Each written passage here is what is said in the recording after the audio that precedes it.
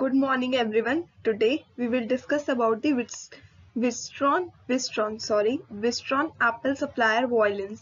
अब सबसे पहले हम जानते हैं कि ये सब हुआ क्या है. बेसिकली क्या हुआ है कि एप्पल की जो सप्लायर कंपनी जो कर्नाटका बैंगलोर के बिल्कुल पास जो सेटअप है वहां पे कुछ ज्यादा ही वायलेंस हो गया. किस चक्कर में वायलेंस हो गया? लेबर्स ने क्या कहते हैं वहां पे कुछ ज्यादा ही तोड़ फोड़ मचा दी है, जिसके चक्कर में काफी ज्यादा प्रॉब्लम फेस करनी पड़ रही है इंडिया की इस स्पेसिफिक जो मैन्युफैक्चरर या सप्लायर कह सकते हैं उनको. अब सबसे पहले अगर हम बात करें इस कंपनी के बारे में थोड़ा सा जान लेते हैं. यह एप्पल की सप्लायर कंपनी है. एप्पल ने इस यूनिट को सेटअप किया था 18-19 में इनकी क्लियरेंस हो गई थी और अब इनका मतलब जो टाइम है वो स्टार्ट होना था. अब इतना ज्यादा अनरेस्ट हो गया, यानी इतना ज्यादा प्रॉब्लम आ गई, तो वो क्या आ गई सबसे पहले हम ये पढ़ते हैं. कॉन्टेक्स्ट में यही है कि इसमें क्या है, नॉन रिड्रेसल ऑफ पेमेंट. अब सबसे पहले लेबर्स ने तोड़फोड़ जो मचाई, अनरेस्ट किया या जो कुछ भी किया या जो कुछ भी क्लॉस मचाया, वो सबसे पहले यही था कि उनको पेमेंट्स टाइम पे नहीं मिल रही थी. इसके अलावा मैन्युफैक्चरिंग इश्यूज भी आ रहे थे और इसके अलावा टाइम टेबल भी काफी ज्यादा गड़बड़ था, जिसकी वजह से 1300 से ऊपर जो लेबर्स है जो मतलब जो बैंगलोर में परमानेंट लेबर थे, इसके अलावा जो कॉन्ट्रैक्ट लेबर थे. अब हम इन दोनों में डिफरेंस सबसे पहले समझ लेते हैं. परमानेंट वो होती है जो किसी कॉन्ट्रैक्ट के थ्रू बाइंडिंग नहीं होती, किसी मिड एजेंट के थ्रू बाइंडिंग नहीं होती, किसी कॉन्ट्रैक्टर के थ्रू बाइंडिंग नहीं होती. मीन्स ये कंपनी की अपनी लेबर होती है, ये उन्हीं के थ्रू एम्प्लॉयड होती है और उन्हीं के थ्रू इनका डेटा मैनेज किया जाता है. जबकि जो कॉन्ट्रैक्चुअल लेबर होती है, इनका यह सिस्टम होता है, कि जो बीच में जो कॉन्ट्रैक्टर होता है उनके थ्रू ये लेबर कंपनी में भेजी जाती है. तो दोनों ही लेबर्स ने मिलके इतना ज्यादा अनरेस्ट मचा दिया. अगर हम बात करें विस्ट्रो इन्वेस्टमेंट की, तो सबसे पहले हमने पढ़ा कि 2017 में ये स्मॉल पायलट प्लांट जो था ये बैंगलोर में सेट करने का सोचा गया और 2008 में इसमें एक लार्ज इन्वेस्टमेंट की गई. 1920 तक आते आते 2019-20 तक आते आते इसको क्लियरेंस मिला और उसके बाद इसने प्रोडक्शन या हम कह सकते हैं मैन्युफैक्चरिंग स्टार्ट कर दी. उसके बाद क्या हुआ कि इसमें जो मैन्युफैक्चर किया जाता था वो आईफोन 7 के जो मॉडल्स है वो मैन्युफैक्चर किए जाते थे. नेक्स्ट में क्या है, लेबर में अनरेस्ट क्यों आया, कौन से फैक्टर से? सबसे पहले क्या था कि rapid expansion of contractual labours. अब सबसे पहले आप देखिए कि 1300 लेबर सिर्फ परमानेंट है और 8000 से ऊपर लेबर कॉन्ट्रैक्चुअल है, मतलब वो कॉन्ट्रैक्ट बेस्ड है, वो किसी थ्रू कॉन्ट्रैक्टर के थ्रू आई है.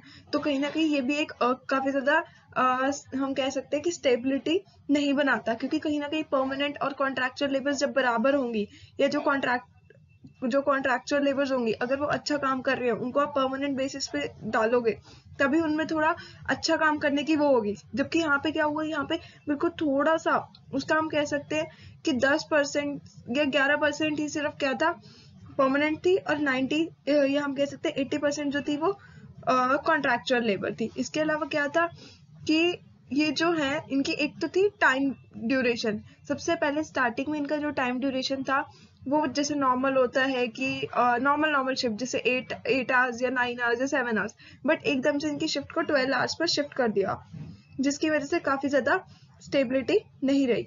उसके बाद इरेगुलर पेमेंट्स भी थी, इनको सैलरीज नहीं मिलती थी. इसके अलावा लेबर राइट्स जो थे वो भी कॉम्प्रोमाइज हुए, यानी जब वो लोग आवाज उठाने की कोशिश करते थे तो कोई उनको सुनता भी नहीं था. इसके अलावा क्या हुआ कि एकदम से जो इन लोगों ने डैमेजेस किए, यानी जब ये लोग दुखी हो गए तो इन लोगों ने क्या किया, कंपनी में के अंदर तोड़फोड़ शुरू कर दी. तो ये कुछ ऐसा फैक्टर्स थे. सबसे पहले क्या है कि इरेगुलर पेमेंट्स थी, वर्किंग आवर्स प्रॉपर नहीं थे, उनको कोई रिप्रेजेंट करने वाला वहां नहीं था, उनकी सुनवाई नहीं होती थी, उनके राइट्स जो थे उनको कॉम्प्रोमाइज किया गया और कहीं ना कहीं इन दोनों में बैलेंस भी नहीं था कि एक परमानेंट लेबर में और एक कॉन्ट्रैक्टर के थ्रू आई हुई लेबर में कोई बैलेंस नहीं था. तो इस वजह से एक अनरेस्ट की सिचुएशन आई. इसके अलावा अब एप्पल का क्या रिएक्शन था? एप्पल का ये रिएक्शन था, उन लोगों ने इस कंपनी को बोल दिया गया कि मतलब उस कंपनी ने तो वो एम्प्लॉयज को निकाल दिया, उन लेबर्स को निकाल दिया सीधा सीधा. तो अब जो एप्पल था उसको गुस्सा आ गया कि भाई ये चीज से हमारी जो इमेज है उस पर काफी ज्यादा बुरा इम्पैक्ट पड़ रहा है. तो जो वहां का वाइस प्रेसिडेंट था सबसे पहले उसको निकाल दिया गया कंपनी से. उसके बाद सेकंड चीज कि जब तक ये एक डिसीजन बनाया गया कि जब तक इस चीज का निपटारा नहीं होता तब तक इस कंपनी को कोई मैन्युफैक्चरिंग के ऑर्डर्स नहीं दिए जाएंगे.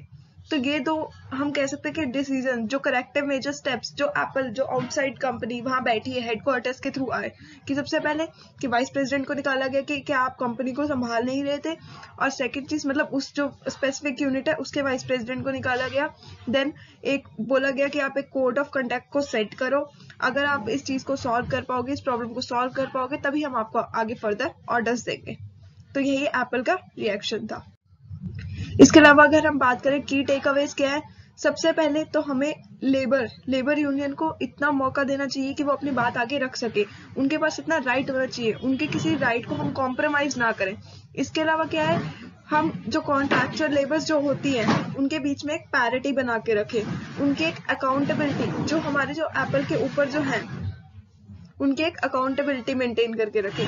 इसके अलावा इस एक्सपीरियंस से हम कुछ ना कुछ और भी सीखें, इस एक्सपीरियंस को हम एक सबक की तरह लें। तो यही मेन है कि उनके एक यूनियन को रिप्रेजेंट आगे करने का मौका दिया जाए, उनकी बात बोलने का मौका दिया जाए, उनके जो पेमेंट है उनको टाइम पे किया जाना चाहिए। ऐसा नहीं होना चाहिए कि वो बेकार में कभी यहाँ भाग रहे कभी वहां भाग रहे हैं। एट द एंड उनकी भी लाइफ है, उनको भी खाना खाना है। तो यही चीज टेक अवेज है। तो इसी के साथ होप आपको ये पसंद आया होगा। पसंद आया तो लाइक शेयर एंड सब्सक्राइब। तब तक के लिए बाय बाय।